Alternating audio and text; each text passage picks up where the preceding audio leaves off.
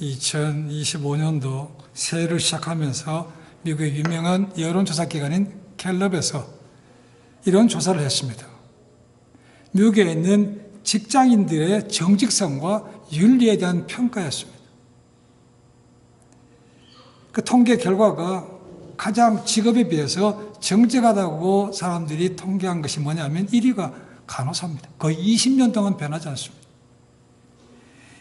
2위가 초등학교 교사, 3위가 군 장교, 4위가 약사, 5위가 의사였습니다. 그럼 반대로 직업에 비해서 굉장히 신뢰가 안 가는 사람들은 어떤 부류인가? 1등이 TV 리포터였습니다. 두 번째는 그러면 의회, 의원들, 정치인들이었습니다. 세 번째는 로비스트였습니다. 그 다음으로 나오는 것이 은행원, 지방공무원, 그 다음 변호사, 신문기자 이렇게 되어 있습니다. 그러면 2008년도까지 거의 사람들로부터 신뢰를 받았던 1등이 사실은 성직자였습니다. 근데 거의 한 15년 동안에 거의 반토막 났습니다. 30%로 떨어졌다는 겁니다. 왜 이렇게 떨어졌는가? 이들이 정확히는 알 수 없지만 크게 두 가지를 봅니다. 첫 번째는 미국에서 안 믿는 사람들이 많이 생겼기 때문에 자연적으로 통계가 내려갔다는 것입니다. 두 번째로 꼽는 것은 로만 캐톨릭 처치의 어떤 그런 데서 성적으로 아동을 학대한 것 때문에, 성적인 문제 때문에 그것이 추락했다고 말하고 있습니다. 순정관 지금 보십시오. 미국이든 한국이든 사람부터 많은 신뢰가 떨어지는 것이 우리가 봤던 통계처럼 가짜 뉴스입니다. 지금 거의 흔히 말하는 메인 미디어를 잘 믿지 않는다는 것이 우리가 실제로 통계에서도 볼 수가 있습니다. 흔히 리버럴리즘, 진보주의라고 하는 그 사람들이 사실을 왜곡했다는 것이 많은 것이죠. 편중되게 보고한 것이 많다는 것입니다. 그래서 그 메인 미디어를 사람들이 잘 믿지 않는다는 겁니다. 그래서 그들이 신뢰도가 가장 떨어진다고 1등으로 꼽은 것입니다. 그 사람들이, 특히 깨인 사람들은 그런 TV를 보는 것 대신에 오히려 유튜브라든가 아니면 팟캐스트 이런 것들을 훨씬 더 선호합니다. 그리고 소셜 미디어에서 주고받는 것들도 이 공정성이 많이 훼손됐죠. 자기들이 원하는 것이 아니면 정책적으로 아니면 정치 영향을 받아서 그것을 차단하는 것이 많이 생겼다는 것이죠. 그래서 요즘은 아마 X가 가장 많이 그런 자유롭게 올리는 것으로 사람들이 많이 참여하고 있는 것으로 나와 있습니다. 정치가들 보십시오. 사람들이 잘 신뢰가 안 갑니다. 저 사람들 하는 말이 정말 어디까지 믿어야 되는 것이고 어디까지가 가짜인지 구별이 잘 안 될 정도로 거의 대부분의 하는 말들을 거짓말로 생각한다는 것이죠. 자기의 과거에 아무 연연하지 않습니다. 과거에는 이랬다가도 또 정황이 바뀌면 분리하면 새롭게 바뀌는 것입니다. 그리고는 마치 아무 일도 없었던 것처럼 아니었던 것처럼 얼굴을 싹 바꾸는 것을 봅니다. 그런 모습들을 보면서 사람들이 정치에 대해서 관심을 갖지 않는 거죠. 내가 하면 로맨스고 남이 하면 불륜이고 내가 받으면 선물이고 남이 받으면 뇌물이고 모든 것이 다 자기 기준으로 하기 때문에 사람들로부터 신뢰를 얻지 못하는 것입니다. 정치가들 보십시오. 한 나라를 이끄는 사람들이죠. 아니면 주를 이끄는 사람들입니다. 아니면 시를 이끄는 사람들입니다. 그런 사람들이 사람들에게 신뢰를 주고 그들의 비전을 내세우고 잘 추진한다면 사람들이 왜 따라가지 않겠습니까? 근데 그런 것 대신에 자기의 어떤 포부를 내세우기 전에 사람들 앞에서 말과 행동을 똑같이 하기 전에 공약을 지키기 전에 남 헐뜯는 것부터 하는 거죠. 정치적으로 적이라고 생각되는 사람들을 보면 그렇게 하는 것이 참 많습니다. 가장 위험스러운 것은 확인도 안 된 것입니다. 일단 흠집을 내놓고 보는 것이죠. 그렇다더라.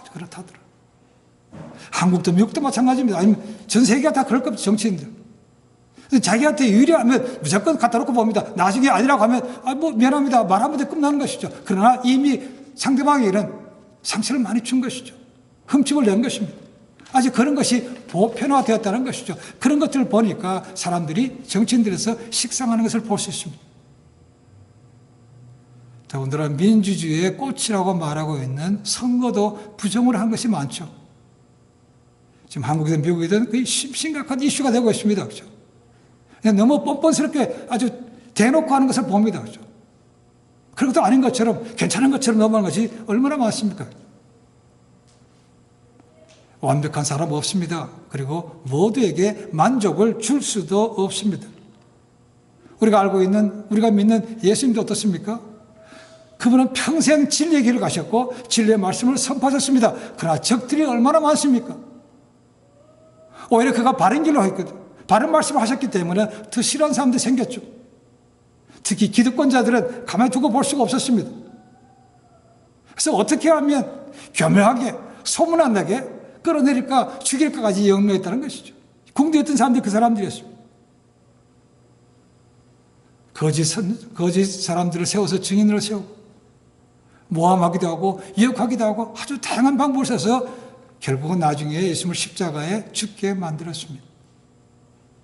그것이 오늘날까지 변하겠습니까? 변하지 않았습니다.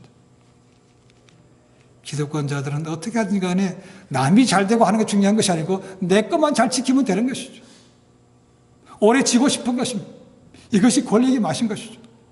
그러니까 그것을 하기 위해서는 거짓말도 아닌 것도 쉽게 한다는 것입니다.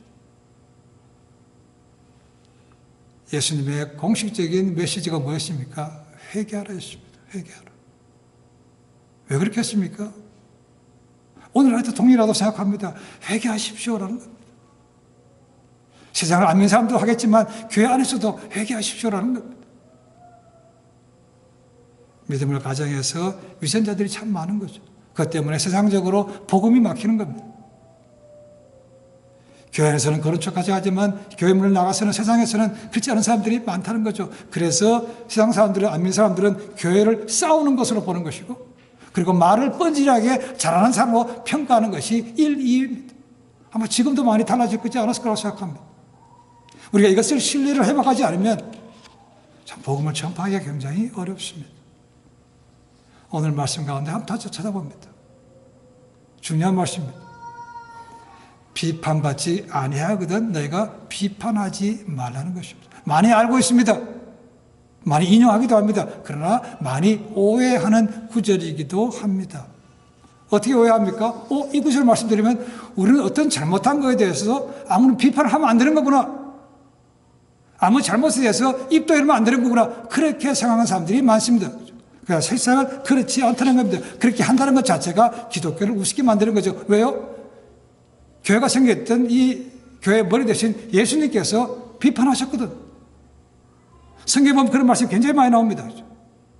특히 기득권자들, 바리새인과 서기관들, 공회원들, 대제장들 다 주님 앞에 비판도 받았습니다. 그렇죠?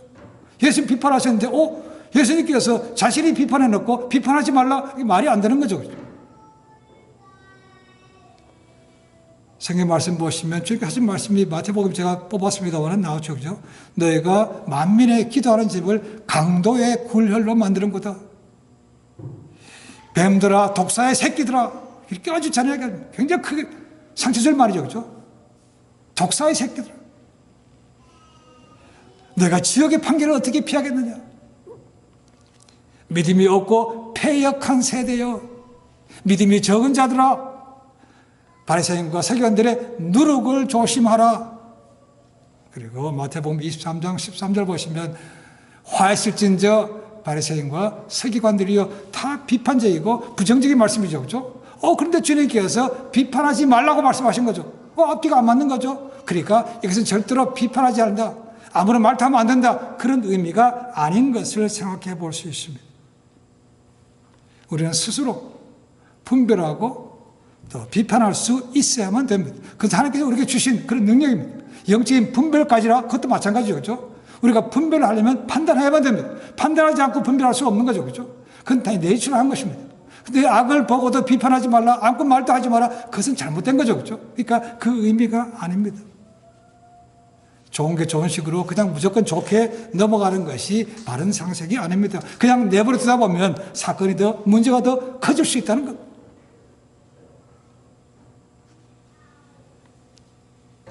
많은 사람들 그런 사람이 있죠. 툭하면 사랑으로 합시다. 은혜로 합시다. 이렇게 꺼내는 말이 불리하면 꺼내는 것이 사랑으로 은혜입니다. 그렇죠? 남한테는 그렇게 얘기하지 않습니다. 자기한테 유리하면 사랑하고 은혜를 끄집어내는 것이죠. 그렇게 하다 보면 결국은 문제가 해결되는 것이 아니고 사람들 간에 불신이 더 커가는 것이죠. 6절에 보시면 거룩한 것을 개에게 주지 말며 너희 진주를 돼지 앞에 던지지 말라. 그 15절 뒤에 보시면 거짓 선자를 너희가 분별하라고 말씀합니다. 개든 돼지든 거짓 선자를 분별하려면 뭡니까? 바르게 볼 수 있어야죠. 판단할 수 있어야 되지 않습니까? 판단이 안 되는데 그게 개와 돼지가 의미가 있습니까? 그런 말이 생길 수가 없는 거죠. 우리는 어떤 것인지 간에 바르게 판단할 수 있어야 모든 것이 더 나아질 수 있습니다. 그러면 잘못된 것에 대해서 아무것도 하지 말라, 아무 말도 하지 말라, 비판하지 말라가 주님의 원뜻이 아니라면 주님께서 비판받지 아니하려거든 비판하지 말라는 것을 무슨 뜻입니까? 라는 것입니다. 비판하지 말라는 것은 첫 번째는 뭐냐면 습관적으로 늘 비판하지 말라는 것입니다. 아직 입에 붙었어. 부정적인 말이 입에 붙었습니다. 그렇죠? 그렇게 하지 말라는 것입니다. 두 번째는 마치 우리가 최종 판결자, 재판관인 것처럼 그렇게 결판하지 말라는 것입니다. 자기가 파이널 어서리티가 아닌 거죠. 그렇죠? 어떤 건 내가 판단하지만 판단한 건 잘못됐기 때문에 법적으로 할 수 있습니다. 그죠? 법적으로 가면 재판장에서 밝혀지는 것인지 이미 그때까지 가기도 전에 이미 자기가 판단해서 너 옳고 틀리고 다 판단한 것은 이것은 옳지 않다는 것입니다. 이것이 비판하지 말라는 것에 포함이 된다는 것입니다. 상습적으로 다른 사람에 대해서 비판하기를 좋아하는 것은 관계들 뺄 뿐 아니고 하나님 보시기에도 그것은 죄입니다. 그죠? 하나님께서 우리를 그렇게 만들지 않았습니다.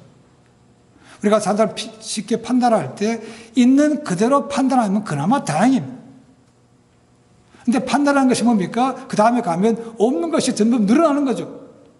그러니까 팩트가 아닌 것이 팩트인 것처럼 하고 과대 포장한 것이 너무나 많다는 것입니다. 어떤 분들은 모일 때마다 자기 얘기는 안 해요. 항상 남 얘기합니다. 그것도 남 가십거리. 다 앉은 것들 뭐 그렇대. 그런 얘기를 맛이 있는 것처럼 거기서 사람들이 모여 앉아서 얘기하는 거죠. 그죠? 그게 퍼뜨리는 거죠. 그죠? 어떻게 보면. 이런 것이 비판하지 말라는 비평에 여기에 들어가는 것입니다. 어떤 것들은 클리어하게 저것이 거짓말이라고 하는 것이 있습니다. 그죠? 잘못했다고 하는 것이 있습니다. 그때 더 지혜롭게 해결되는 것이죠. 그렇지만 그걸 가지고 그 사람 또 전체를 더 확대해서 저 사람 집안이 원래 그래.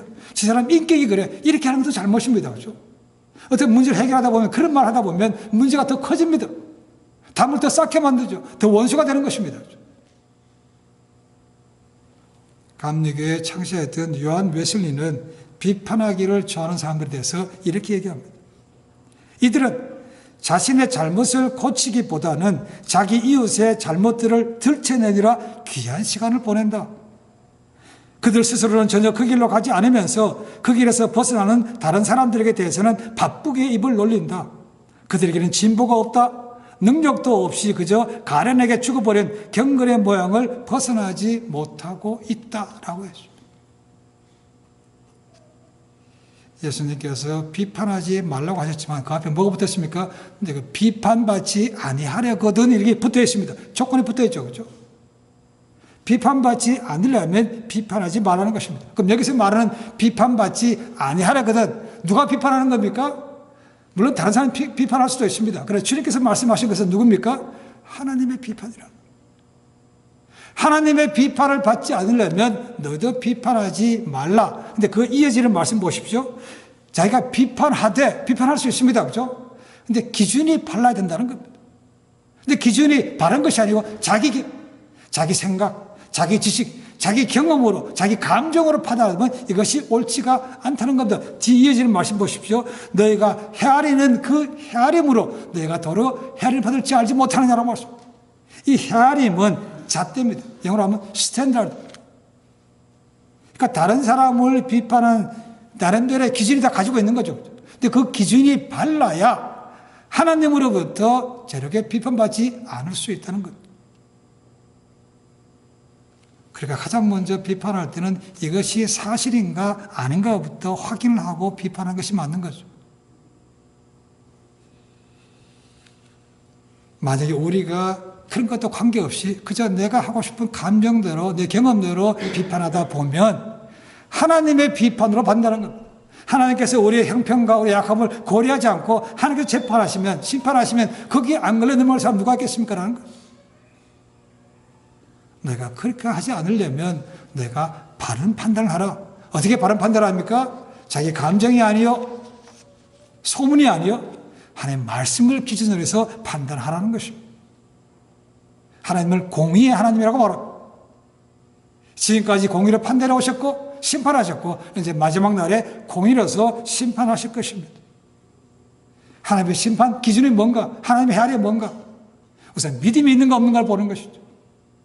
말씀에 순종하는가 아닌가 보십니다. 하나님께서 많이 맡긴 자에게는 많이 차지는 것이고 믿음 생활을 막 시작한 사람과 믿음 생활을 오래 한 사람은 차별이 두는 것입니다. 그 사람의 형편에 맞게 그 사람의 영적인 기준에 맞게 판단하시고 심판하시는 겁니다. 다윗이든 모세든 완벽하지 않았습니다. 그렇죠? 사람들 보기에는 거의 완벽하게 보였습니다. 그러나 하나님 보시기에는 완벽하지 않았다고 보였습니다. 그들의 작은 실수나 허물은요, 하나님께서 쉽게 넘어가지 않았습니다. 왜요? 그들이 리더이기 때문에 그렇습니다. 한 나라를 책임지는 리더였기 때문에 그들은 잘못에 대해서 쉽게 넘어가지 못했다는 거죠. 그들은 큰 대가를 치렀습니다. 믿음이 연약한 사람보다 훨씬 큰 대가를 받았습니다. 그렇다고 해서 그들이 구원받지 못했다 그런 의미는 아닙니다. 그렇죠? 잘못했기 때문에 거기에 대해서 대가를 치르고 하나님께서 다시 그들을 새롭게 받으신 거죠. 살다가 보면 우리는 예기치 않은 일을 당할 때가 있습니다. 그렇죠? 내가 한 것도 있지만 본인이 한 것도 있지만 다른 일에 휘말릴 때도 있습니다. 참 조심스럽습니다. 본인이 한 것이라면 사실 떳떳하게 사과하고 해결하면 되는 것이지만 남의 것에 대해서 비판하는 것은 사실 어렵습니다. 뭐 본인이 확인할 수 있는 것도 그렇게 많지 않은 것이고 소문하고 듣고 오면 판단하기 좀 그렇죠. 그래서 가장 먼저는 조금 시간이 거더라도 비판을 늦추고 판단을 늦추고 이것이 맞는가부터 제대로 보는 것입니다. 그리고 어떤 일을 중개할 때는 양쪽 얘기를 다 들어봐야 됩니다. 근데 양쪽 얘기가 다 달라요. 이게 참 문제인 거죠. 어느 한쪽에서 내가 이렇게 하면서 인정하면 다행입니다. 그렇죠? 이제 그렇지 않은 경우가 많다는 것이죠. 그냥 평행선입니다. 그래서 거기서 말을 잘못하다 보면 정말로 비판이 되는 것이고 비판을 위한 비판이 되는 것이고 관계가 닿도록 깨지는 것을 우리가 쉽게 경험하는 것을 봅니다. 주님께서는 그렇게 비판하기를 좋아하는 사람들 향해서 티와 들보의 비유를 통해서 말씀해 주십니다. 티는 말 그대로 작은 것입니다. 조그만 먼지 조각입니다. 들보라는 것은 큰 기둥 같은 겁니다. 영어는 플랭크라고 되어 있는데 누가 보더라도 티와 들보는 딱 보면 구별이 됩니다. 그렇죠? 그런데 주님께서 뭐라 합니까? 자기 눈에 있는 들보는 보지 못하고 남의 눈에 있는 티는 본다는 겁니다. 자기들은 훨씬 더 큰 게 있는데도 그걸 보지 못해요. 남에 대해서 조그마한 것에 대해서 너무나 쉽게 비판한다는 겁니다. 그 좋게 해서 정말 저 사람이 이거 틀렸기 때문에 바뀌기를 원하는 그런 마음으로 하는 것이라면 문제가 달라지지 않습니다. 근데 자기는 훨씬 그것을 가지고 있으면서 똑같은 문제를 훨씬 더 잘못하고 있으면서도 남에 대해서는 쉽게 비판만 한다는 것이죠. 깎아내린다는 겁니다. 이것이 바르지 않다는 거죠. 우리는 많은 경우에 그렇습니다. 자기가 한 것에 대해서는 좀 가능하면 덮기를 원해요. 남들에게 알려지기를 원치 않습니다. 얘기를 안 합니다. 그렇죠? 아닌 척 합니다. 그렇지만 남에 대해서는 뭡니까? 그냥 까발려. 덧붙여서 얘기하고 이렇다더래. 이것은 말을 옮기기를 좋아하고. 이렇게 하니까 공동체 안에서 관계가 깨지는 것이고 불신이 생기는 것이고 더 나아가서 믿음이, 복음이 막히는 겁니다.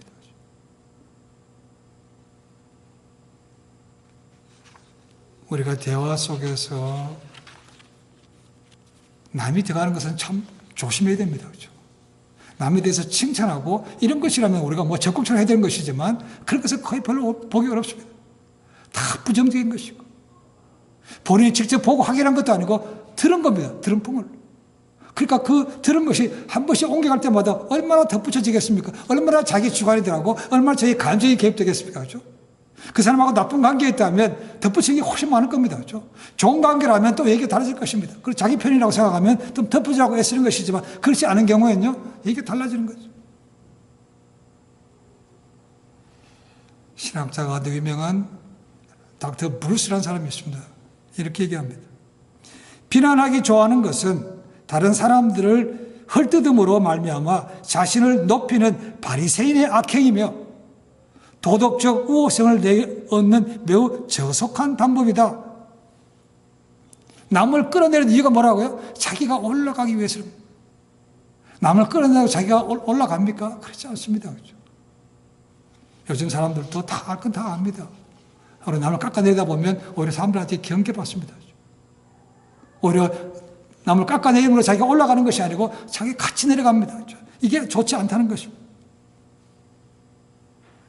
우리가 특히 크리스찬들이 해야 되는 것은 남에게 잣대를 들이는 되는 만큼 그 잣대도 내한테도 들이대서 비교해 볼 수 있어야 된다는 거죠. 과연 내가 그 말을 하는 순간은 그 말하는 그 서브젝트에 대해서는 내가 클리어한가? 자기는 그렇지 않으면서 똑같은 문제에 대해서, 그죠? 자기는 괜찮은데 남이 하면 그렇게 헐뜯고 갖다 붙이고 비판하는 것이라면 그것은 누가 보더라도 좋지 않습니다. 그래서 먼저 우리는 내 눈 속에서 들보를 제거하는 것부터 해야 된다고 말씀하고 있는 거죠. 고린도전서 11장 31절에 바울이 이런 말씀이 있습니다. 우리가 우리를 살폈으면 판단을 받지 아니하려니와 라고 되십니다. 우리가 먼저 우리 자신을 살펴본다는 것입니다. 그리고 하나님 앞에 내려놨으면 거기에 대해서는 판단받지 않는다는 겁니다. 그러니까 먼저 자신을 돌아보고 그 다음에 상대방을, 다른 사람을 보고 비판하든지 말든지 하는 것이 우선이 되어야 된다고 얘기하고 있습니다. 그렇다고 해서 내 발등에 불 떨어졌는데 남 신경 쓸 게 없다, 그런 말은 아닙니다. 그건 또 다른 미선으로 나가게 됩니다. 그렇죠? 내 자신을 돌아보고 남에 대해서 볼 수 있어야 된다는 거죠. 그래야 우리가 서로 잘 되돌 수 있도록 기도할 수 있는 것이고 서로 관계가 회복될 수 있도록 신뢰가 되도 아낄 수 있도록 나아지는 거 아닙니까? 그죠? 나는 나, 너는 너니까 그냥 관계 뚝 모른 척하고 진다면 이것은 절대로 나아지지 않습니다. 하나님께서 원하신 것도 아닌 거죠. 어쩌면 우리가 사랑하기 때문에 그런 말을 해줄 수 있어야 된다는 거죠. 바르게 잡아줄 수 있는 것이 있다는 거죠. 왜냐하면 때로는 그렇게 실수를 하고도 죄를 범하고도 본인은 모를 수가 있기 때문에 그렇습니다. 그런 걸 하면 우리가 가르쳐줘서 바뀔 수 있도록 만들어주는 것이 필요한 것이죠. 그렇지 않고 내버려두면 점점 더 상황이 나빠질 수 있다는 겁니다. 부모님들이 자식이 미워서 그렇습니까? 자식이 잘 배기를 바라기 때문에 아닌 것도 얘기해 줄 수 있는 것이고 부모이기 때문에 때로는 때릴 수 있는 겁니다. 우리가 그것을 구별할 수 있어야 되는 거죠. 그러나 그런 것을 넘어서 비판을 위한 비판, 부정적으로 깎아내려고 하는 것은 이것은 하나님께서 보시기에 결코 좋지 않은 것이며 그 헤아림으로 본인이 헤아림을 분명하게 받습니다. 우리가 다른 사람을 특히 믿음의 지체들 가운데 잘못된 것을 바로 잡으려면 가장 먼저 사랑과 온유로 해줄 수 있어야 된다는 거죠. 갈라디아서 6장 1절 2절에 이런 말씀이 있습니다. 형제들아, 사람이 만일 무슨 범죄한 일이 드러나거든 신령한 너희는 온유한 심령으로 그러한 자를 바로잡고 너 자신을 살펴보아 너도 시험을 받을까 조심하라. 너희가 짐을 서로 지라. 그리하여 그리스도의 법을 성취하라. 더불어 잘 되는 것이 필요하다는 것이죠. 그러면 사랑과 온유로 해야 되는 것이고 이것이 이루어져야만 서로가 잘 되는 것이고 또 그리스도의 법이 성취된다고 하는 것입니다. 상담을 할 때 상담 원리가 성경에 기록되어 있습니다. 마태복음 18장 15절부터 17절 말씀 나와 집에 가서 읽어보십시오. 어떤 사람의 잘못을 교회에서 공동체에서 보게 됩니다. 그럼 어떻게 되는가? 그 공동체 리더가 그 사람에게 직접 찾아가서 1대1로 만나서 얘기합니다. 고면합니다. 듣지 않습니다. 그러면 한 사람의 증인을 데리고 와서 다시 고면합니다. 증인을 세우는 것이죠. 그럼에도 불구하고 또 듣지 않습니다. 그러면 교회 전체에게, 공동체에게 얘기를 하라는 것입니다. 근데 안 듣는다. 그러면 최후적으로 그 사람을 이방인과 같이 취급하라. 그렇게 기록하고 있습니다. 첫 번째는 뭐라고요? 무슨 일 발견하게 되면 그 사람하고 1대1로 가서 얘기하라는 것입니다. 소문내지 말라는 것입니다. 퍼뜨리지 말라는 것입니다. 근데 우리는 많은 경우 보면 소문부터 먼저 내 상황을 자기한테 유리하게 만들어 간다는 것이죠. 그게 나쁜 것이죠. 그죠? 우리는 이 원리를 마음에 두고, 이거는 제가 카운슬링 할 때도, 크리스천 카운슬링 할 때도 똑같이 하는 원리를 배웠습니다. 1대1입니다. 다 얘기해놓고 자기 편 만들어놓고 하는 것은, 이것은 문제가 해결되는 것이 아니고 훨씬 더 일이 커집니다. 예수님은 이 비판의 말씀하신 다음에 6절에 말씀하십니다. 아까 읽었습니다만 봅니다. 거룩한 것을 개에게 주지 말며 너희 진주를 돼지 앞에 던지지 말라. 이 말씀을 보시면 앞에 비판하는 거 없고 무슨 관계가 있나? 아무런 관계가 없는 것처럼 여겨집니다. 그러나 관계가 있습니다. 아주 직선적인 그런 것이라고 말씀합니다. 뭐냐면 비판하는 사람 가운데, 그 대상자들 가운데 개와 돼지 같은 사람이 있다는 겁니다. 아주 예수님께서 비하적으로 표현하신 거죠. 개, 돼지가 있대요. 개는 뭡니까? 특히 유대인들이 이방인들을 향해서는 개라고 불렀죠. 그죠? 아주 대놓고 불렀습니다. 무시하는 거죠. 그죠? 그 신명기 23장 18절 때 보시면 남색하는 사람, 요즘 얘기하면 남자 창기를 개 같은 자라고 얘기했다고 되어 있습니다. 상대방에 대해서 얘기해 주는데, 좋게 말하고 고면하는데 그게 안 되는 사람들이 있다는 것을 이 개의 비유라고, 개와 돼지의 비유가 있는 것입니다. 그 가르쳐주는 권면의 취지를, 뜻을 소중한 것을 모른다는 것이죠. 돼지는 뭡니까? 유대인들이 부정하게 이런 것이죠. 부정하게. 개에게 주지 말며 돼지에게 진주를 주지 말라는 것이 뭔가? 이렇게 좋은 의미에서 사랑의 마음으로 잘 되기를 바라는 마음에서 권면하는데 전혀 듣지 않고 오히려 대드는 사람들이 있다는 겁니다. 기분 나빠하는 사람들이 있다는 겁니다. 여기 말하는 것은 유대인들이 아닌 이방인들에만 주는 것이 아닙니다. 주님께서 주신 말씀 뭡니까? 여기서 말씀하고 있는 건 유대인들에게 주고 있는 말씀입니다. 그러니까 유대인들 가운데에서 하나님의 말씀을 듣고도 마의동풍, 한 귀로 흘러버리고 전혀 관계가 아닌 거예요. 자기는 아무 상관이 없는 것처럼 그렇게 바뀌려고 하지 않는 사람들이 여기 개, 돼지에 포함되는 것이죠. 나중에 베드로 편지에 보면 베드로후서 2장 22절에 이런 말씀이 있습니다. 그 말씀을 듣고도, 좋게 고민하는 것을 듣고도 전혀 상관없이 자기 뜻대로 가는 사람들이 이렇게 얘기합니다. 개가 그 토했던 것으로 돌아가고 돼지가 씻었다가 더러운 구덩이에 도로 누웠다. 아무리 좋은 말씀으로 고민하면 뭡니까? 전혀 듣지 않고 오히려 돼지시켜 목욕시켜 놨더니 다시 그 더러운 데 다 들어눕고 한다는 것이죠.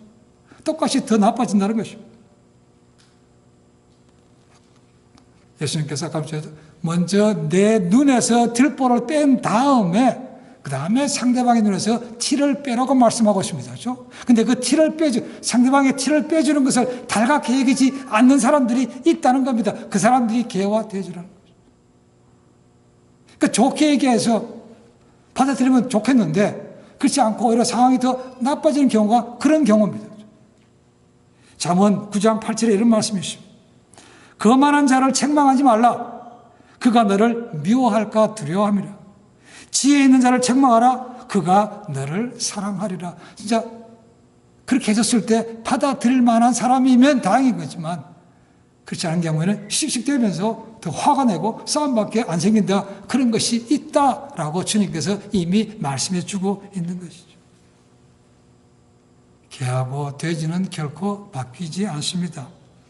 아무리 사랑하는 마음을 해도 안 되는 경우가 참 많죠. 가치도 모릅니다. 그렇죠? 이런 사람할 때는 잠시 거리를 주시면 됩니다. 어떻게 합니까? 하나님께 맡기는 것이 필요하죠. 원수 갚는 것이 내게 있다고 하신 말씀이 그겁니다. 그렇죠? 이 사람은 도저히 들어봐야 문제만 더 커져. 하나님, 이 사람 마음 좀 바꿔주십시오. 기도하는 것도 싫은 말이죠. 그리고 기다려주는 것도 필요한 것이죠. 이것이 우리가 적용할 수 있는 겁니다.